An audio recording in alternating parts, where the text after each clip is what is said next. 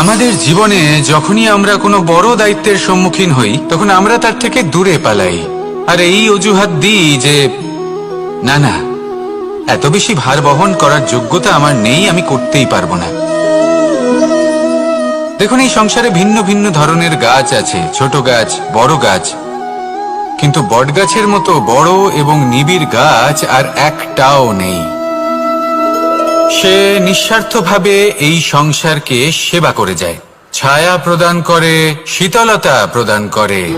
আর যখন এমন সময় আসে যখন তার ওপর বোঝা অত্যন্ত বেড়ে যায়, সে কিন্তু কোনোভাবেই ভেঙে পড়ে না। তখন সে নিজের নিঃস্বার্থ কর্মের ফল লাভ করে, সেই নিঃস্বার্থ কর্ম যা সে করেছে। তার দেহ থেকে ছোট ছোট ঝুড়ি বার হয় এবং তা কাণ্ডের আকার ধারণ করে। সেই কাণ্ড মাটির কাছে পৌঁছয় এবং তারপর তা বটগাছের সহায়ক হয়ে ওঠে। সে ভেঙে পড়ে যায় না। এইভাবে আপনিও জীবনে নিঃস্বার্থভাবে সবার সেবা করুন, ভালোবাসুন, সবাইকে সাহায্য করুন। যেদিন আপনার ওপর বোঝা অত্যন্ত বেড়ে যাবে, সেদিন এই সব মানুষ আপনাকে সাহায্য করার জন্য আসবেন, আপনার শক্তি হয়ে উঠবেন, আর আপনি বটগাছের মতোই মহান এবং বিশাল হয়ে উঠবেন। আসুন আর আমার সাথে ভালোবেসে বলুন, রাধা রাধা। একটা শব্দ আছে, পরিস্থিতি। অনেক মানুষের মুখে আমরা এই শব্দ শুনি।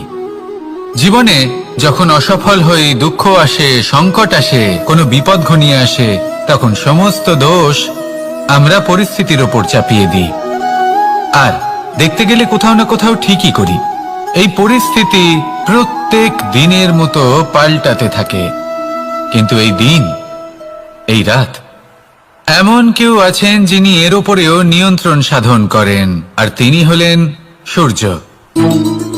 ঠিক সেই রকমই আমাদের জীবনেও সূর্য হলো এই মন। যদি এই মনের উপর আমরা নিয়ন্ত্রণ করতে পারি, তাহলে আমরা জীবনকেও নিয়ন্ত্রণ করতে পারবো। প্রথমে এই মনের রাজা হয়ে উঠতে হবে। তাই মনে রাখবেন, যদি মন দুর্বল হয় তাহলে পরিস্থিতি আমাদের সমস্যা বলে মনে হবে। এই মন যদি স্থির হয়, পরিস্থিতি প্রতিস্পর্ধা বলে মনে হবে। আর এই মন যদি শক্তিশালী হয়ে ওঠে, তাহলে যে কোনো পরিস্থিতি আপনার কাছে একটা সুযোগ মাত্র, এমন এক সুযোগ যাতে অগ্রসর হয়ে আপনি মহান হয়ে উঠতে পারেন। এই মনের শক্তির বৃদ্ধি ঘটান, মহান হয়ে উঠুন, আর